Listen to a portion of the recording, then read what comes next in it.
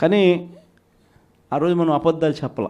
బహుశా వెనక్కి వెళ్ళి మళ్ళీ ఇది జరుగుతుంది అని తెలిసి బహుశా మళ్ళీ ఆ రోజుకి మళ్ళీ వెళ్ళి ఈ రోజైనా ఆ రోజు మాదిరిగా భావించి మళ్ళీ చెప్తారా అని అంటే బహుశా మనం అది కూడా ఎప్పుడు చెప్పమేము. ఎందుకనంటే రాజకీయాలలో ఉన్నప్పుడు క్యారెక్టరు, క్రెడిబిలిటీ ఈ రెండిటికి చాలా విలువ ఉంది. క్యారెక్టరు, క్రెడిబిలిటీ అనేది ఎలాంటివి అని అంటే, ఒక మనిషి ఒక లీడర్గా మనం ఒక మాట చెప్పినప్పుడు అదొక కార్యకర్తకు కావచ్చు, లేకపోతే ఒక మనిషికి కావచ్చు, లేదా ఒక ఇంటికి కావచ్చు, ఒక వ్యక్తికి కావచ్చు. మనం ఒక మాట చెప్పినప్పుడు ఆ మాట నమ్ముతారు, ఆ తర్వాత చూస్తారు. ఆ తర్వాత అది జరగనప్పుడు ఆ తర్వాత ఆ మనిషికి విలువ పోతుంది. క్యారెక్టర్, క్రెడిబిలిటీ అనేది అంత స్ట్రాంగ్ పదాలు. అందుకే మనం అబద్ధాలు చెప్పలేకపోయాం. అందుకే మనం ఆ రోజు మేనిఫెస్టో గురించి మనం ఇదే మాదిరిగా రిలీజ్ చేసేటప్పుడు ఓ పెద్ద ప్రజెంటేషన్ ఈ మాదిరిగానే ఇచ్చా. ఇవి మన పథకాలు, ఇవి మనం చేస్తూ ఉన్న పథకాలు. దేశంలో కాదు, రాష్ట్రంలో ఎప్పుడు చూడని విధంగా మొట్టమొదటిసారిగా ఒక మేనిఫెస్టో అన్నది ఒకటి చెప్పి, మనం రాకమునుపు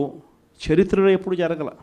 మనం రాకమునుపు ఏ రాజకీయ నాయకుడైనా కూడా మేనిఫెస్టో అంటే ఎన్నికలప్పుడు ఇంతలా పుస్తకం చెప్పేవాళ్ళు, ఎన్నికలు అయిపోయిన తర్వాత దాన్ని చెత్తపుట్టలో పడేసేవాళ్ళు. మొట్టమొదటిసారిగా ఎన్నికలలో మేనిఫెస్టో అన్న పదానికి అర్థం చెప్పింది ఎప్పుడైనా జరిగింది అని అంటే అది ఒక్క వైఎస్ఆర్సీపీ ప్రభుత్వంలో మాత్రమే అని గర్వంగా చెప్పగలుగుతాం.